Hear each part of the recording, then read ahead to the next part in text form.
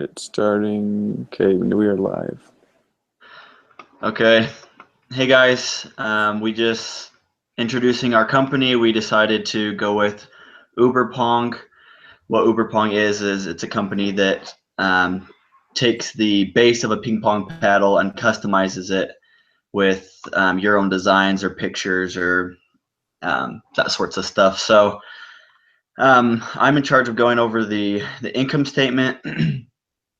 As you can see right here, sales revenue, we got that from predicting our number of units sold. From our sources, it states that there are about 1.9 million ping pong players, and we predict that we will take 1% of the market, which calculates to our 19,000 units sold per year at a price of $38.50, which gives us a sales revenue of $731,500. Cost of goods sold is similar to that. We took the number of units sold per year at our cost of $13.50, which gives us our cost of goods sold and our gross profit. From there, our salaries and wages, we did as a,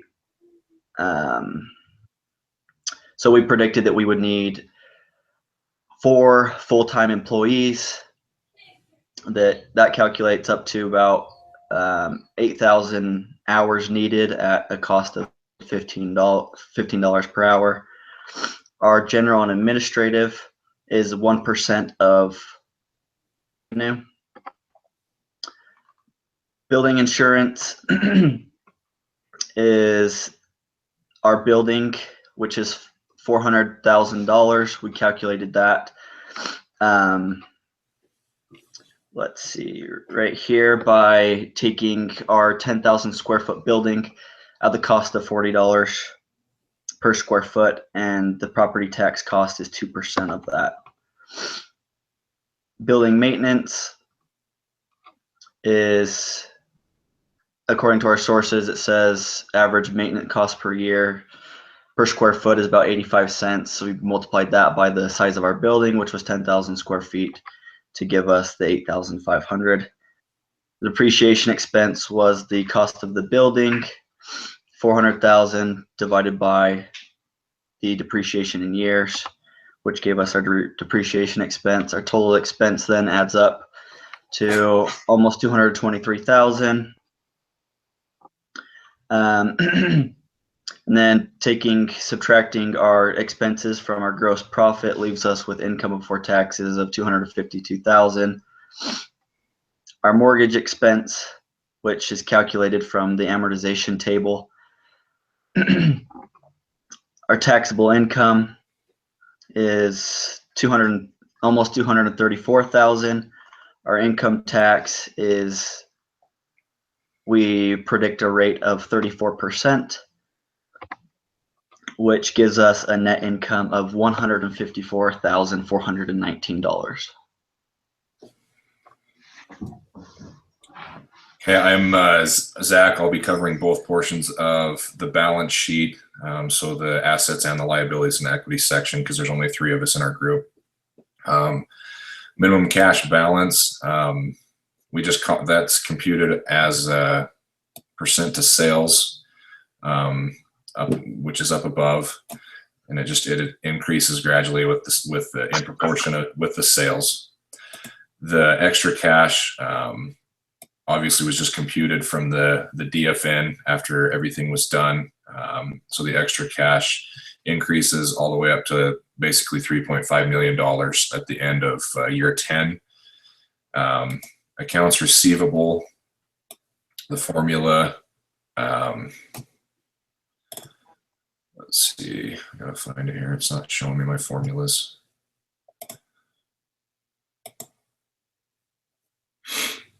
Sorry about the delay. I guess it's not gonna work. But we use the accounts receivable. We use 365 days to do it, and it's the exact same with inventory.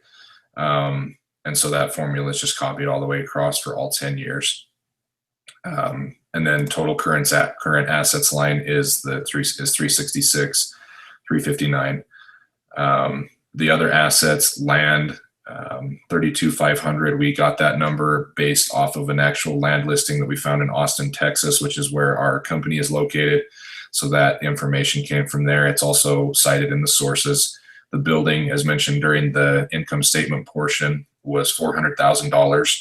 And that mortgage is, again, amortized on the table.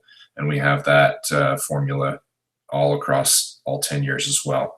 Accumulated depreciation is simply the depreciation from the income statement accumulated over all 10 years. And then the total assets line is just a total formula.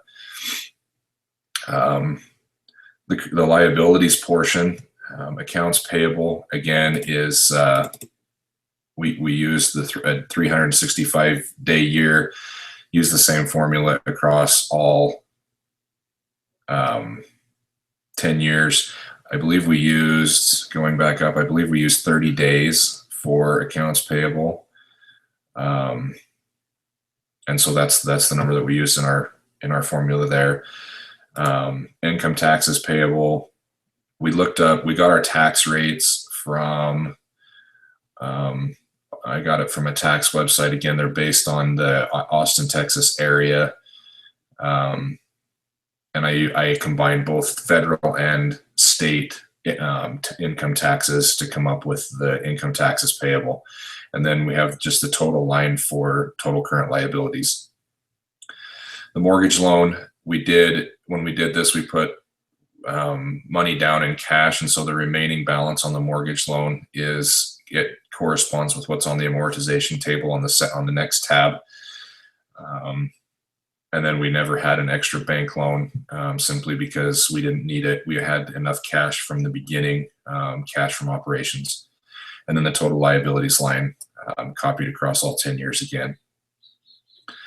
The common stock and retained earnings are both there with a total equity line, again, for all 10 years.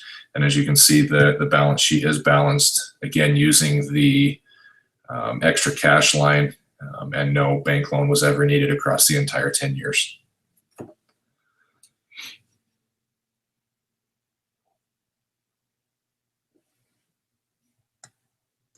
Great. My name is Tanner Applegate. I am in charge of the WAC. Just for reference, we are Group 2.